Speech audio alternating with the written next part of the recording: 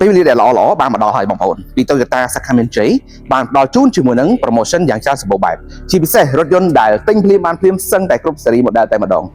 សម្រាប់បងប្អូនដែលកំពុងតែស្រឡាញ់បងប្អូន SUV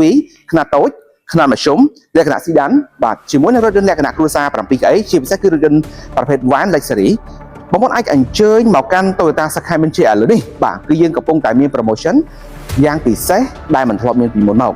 ហើយសម្រាប់ stock រថយន្តគឺបងប្អូនអត់តម្រូវរងចាំទេសម្រាប់បងប្អូនអាជីវករក៏អាចពិចារណាទៅរថយន្តប្រភេទឡានដឹកក៏បានបាទឬជាលក្ខណៈ 16 កៅអីជាប្រភេទឡានអាជីវកម្មក៏ Toyota ហើយផងដែរអញ្ចឹងសម្រាប់បងប្អូនដែលមានតម្រូវការហើយអញ្ជើញរងចាំ stock ពីខែមុនបងប្អូនអាចតាក់ទងមកកាន់លេខសាខាលើនេះពី Toyota សាខាមានជ័យអត់តម្រូវរងចាំទេជួបជាមួយខ្ញុំដុល្លារទាំងអស់គ្នា